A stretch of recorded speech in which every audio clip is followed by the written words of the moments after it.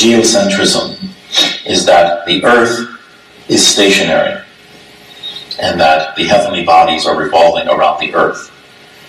Now, nowadays, if you even suggest something like that, you'll be crucified, basically.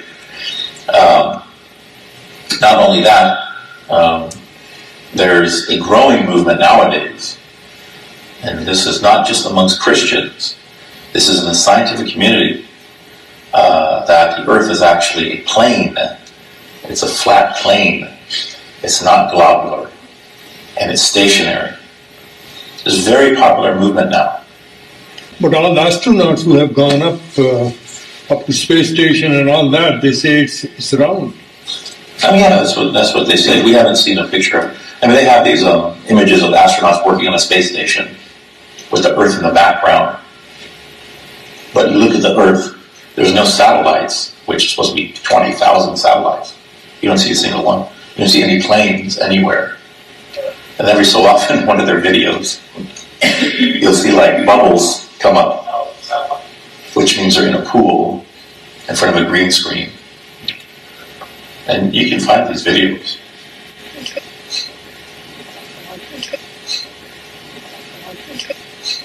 How does water convex itself?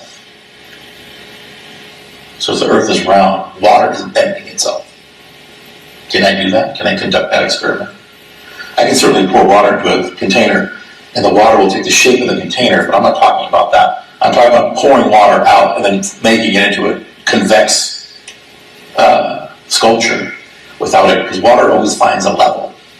But it's the gravity which is keeping it. That's the whole answer. It's a big catch-all. It's gravity. It's gravity. So how is that? Don't worry about it. It's gravity. So people are in Australia walking around upside down, and trillions of tons of water are sticking to the Earth upside down because of gravity. But a bird flying over the ocean, so gravity is so strong that it holds all this water, but just weak enough for a bird to fly over the ocean, or a fish to swim through that water. Right? So it's very strange. Fickle thing gravity is. Sir Isaac Newton, right? A knighted Freemason occultist. Sitting around, an apple falls on him. Oh, there's gravity. What an epiphany. No, it's called relative density. Initially, this sounds like a totally ridiculous notion, right? But those who make this argument, again, are saying that there's scientific backing for it, and that the vast majority of the opinions of human beings throughout history is that the Earth is geocentric.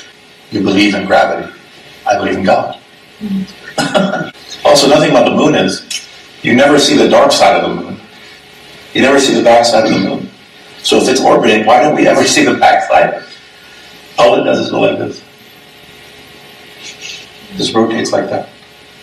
It never turns around. There's no backside. It's a light. It's translucent. Mm-hmm. You can't land on something like that. But then you don't believe they landed on the moon. Yeah. I mean, how do you get through the Van Allen radiation belts? Even right now, if you talk to modern scientists, they say, what's the biggest challenge with space travel? So we can't even get a low Earth orbit.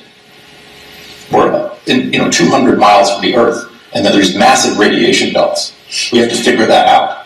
This is 50 years after 6 moon landings. They can't go 200 miles off the Earth. But 50 years ago, they went 500,000 miles round trip, 6 times.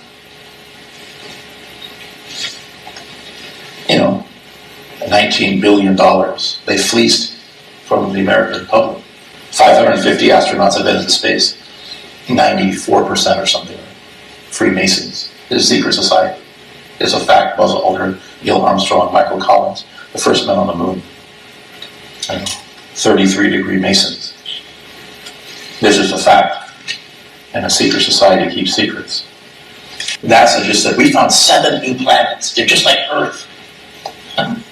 Sure they did. I don't think so.